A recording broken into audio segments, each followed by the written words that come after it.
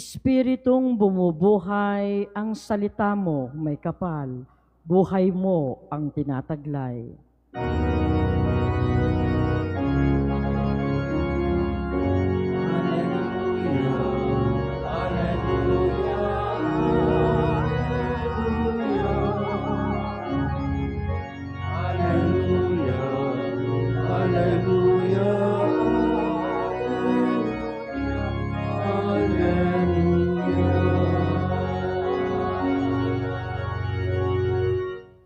Sumainyo ang Panginoon. At sumaiyo rin. Ang mabuting balita ng Panginoon ayon kay San Marcos. Papuri sa iyo, Panginoon. Noong panahong iyon, si Jesus kasama ang kanyang mga alagad ay nagtungo sa mga nayon ng Cesarea, sakop ni Filipo. Samantalang sila'y naglalakbay, tinanong niya ang kanyang mga alagad, "Sino raw ako ayon sa mga tao?" Sumagot sila, "Ang sabi ng ilan ay si Juan Bautista kayo. Sabi naman ng iba, si Elias kayo. At may nagsasabi pang, isa kayo sa mga propeta. Kayo naman, ano ang sabi ninyo? Sino ako?" Tanong niya.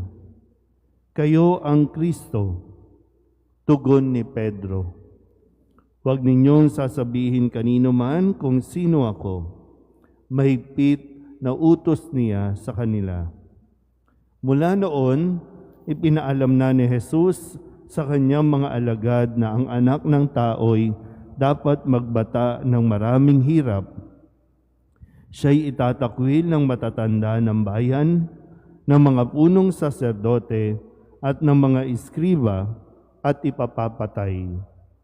Ngunit sa ikatlong araw, muli siyang mabubuhay. Maliwanag na sinabi niya ito sa kanila. Kaya't niyaya siya ni Pedro sa isang tabi at sinimulang pagsabihan. Ngunit tumarap si Jesus sa kanyang mga alagad at pinagwikaan si Pedro. "Lumayo ka, Satanas. Ang iniisip mo'y hindi sa Diyos, kundi sa tao." Ang mabuting balita ng Panginoon. Pinupuri ka namin, Panginoong Hesukristo. Isang magandang umaga po sa inyong lahat. Ngayon po ay Huwebes ng ika-6 na linggo sa karaniwang panahon. At sa araw na ito, muli tayong pinaalalahanan na ang Diyos ay patuloy na nakikipagtipan sa tao. Sa unang pagbasa, ang kwento o pagpapatuloy ng kwento na ginawa ng Diyos kay Noe at sa kanyang pamilya at ang kanyang pagbibigay ng mga responsibilidad dito sa tao na pangalagaan ang buong daigdig at sinabi niyang punuin ang buong daigdig, magpakarami. At yun ang nais ng Diyos. At sa kanyang pakikipagtipan, nagbigay siya ng tanda ng bahaghari na kahit kailan ay hindi niya na ito gugunawin sa pamamagitan ng tubig. At sa ating Ebanghelyo, nakikipagtipan muli si Jesus sa kanyang mga alagad sa pamamagitan ng pagpapakilala. Napakahalaga po sa isang ugnayan o sa isang relasyon, yung tayo po ay nagkakakilala. Hindi ka pwedeng pumasok sa isang relasyon tapos hindi ka naman magpapakilala.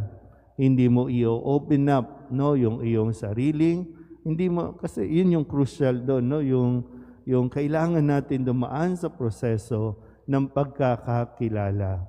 Dahil tayo din naman ang talagang magtatanggol sa taong kilala mo. Ngayon, kamusta ba ang relasyon ninyo? Kamusta ang pakikipag-ugnayan ninyo? Sana po hindi kayo nagkakaroon ng pakiramdam na nasasakal kayo sa pinasok ninyong relasyon. Lalong-lalo na sana hindi kayo nasasakal ng ating pakikipagrelasyon sa Diyos. Dahil sa Diyos, napakalaya natin. At sa Diyos, patuloy siyang nagpapakilala sa atin. Tayo, kilalang kilala tayo ng Diyos. Kaya nga umabot sa punto na handa niyang talagang inialay niya ang kanyang sarili para sa atin kasi para sa Diyos, deserve natin na tayo po ay kanyang iligtas. Alam niya ang ating mga kabutihan kahit na mayroon tayong mga nagagawang kasalanan. Yung ginagawa natin, inahayaan niya tayo na maging malaya. Sige, gawin ninyo. Pero kapag nagkamali na, hindi naman niya tayo iiwanan. Naintindihan po ba? Ngayon, tingnan natin sa ating pong Ebanghelyo. Tinatanong ni Jesus, kilala niyo na ba ako? Tayo na madalas na magkasama, kilala niyo na ba ako? Baka kasi ayon sa sabi-sabi, ayon sa kanila, iba ang pagtingin nila sa akin. Mahalaga sa akin, kilala niyo ba ako? Sabi ni Jesus, sa inyo, kayo, sino ako para sa inyo? At doon, nang maipahayag na nila, sinimulan na ni Jesus sabihin kung ano ang kanyang mga gagawin, ano ang kanyang mararanasan, ano ang kanyang kahihinatnan. Sabi nga dito, sabi ni Pedro, kayo po ang Kristo. Malalim na ang kanyang pagkakakilala, maging ng mga alagad. Pero sa bandang dulo, sinabi ni Jesus, lumayo ka, Satanas, kasi ang iniisip mo ay hindi sa Diyos. Hindi ito po, magandang mapagnilayan natin itong bahaging ito na kaya hindi nagiging masaya, matagumpay ang relasyon, ang pakikipag-ugnayan natin kapag mayroong o pumapasok na ang ugali na maging controlling. Dati kasi malaya, di ba? Halimbawa, sa mga mag-asawa po, ng boyfriend, girlfriend pa lang, very supportive Nandyan, sige, kaya mo yan. Pero kapag nag-aasawa na, doon pumapasok yung hindi mo na nagagawa ng malaya. Kasi pinipigilan ka na, kinokontrol ka na. Doon nagsisimula makaramdam na hindi ako, yung paano bang i-explain yan? Yung hindi ka na nagiging malaya kasi may gusto kang gawin, hindi pwede, huwag yan. Yung bang dapat na tinutulungan o nagtutulungan mag-discern, o okay pa ba yan? Maganda pa ba yan? Tama pa ba yan? Sige, subukan. Kung magkamali, okay, susuportahan pa rin kita para itama, para ayusin. Mahirap po yung lagi nilang pipigilan kasi inaakala mo lang na ayaw mo siyang masaktan, ayaw mo siyang magkamali. Pero nagiging iba yung pakiramdam. Kapag nasasakal na ang isa, gusto na nang umalis kasi hindi na makahinga. Ito yung tinuturo sa atin. Mahalaga na nakikilala natin ang isa't isa at lalong-lalo na sinusuportahan natin ang misyon niya.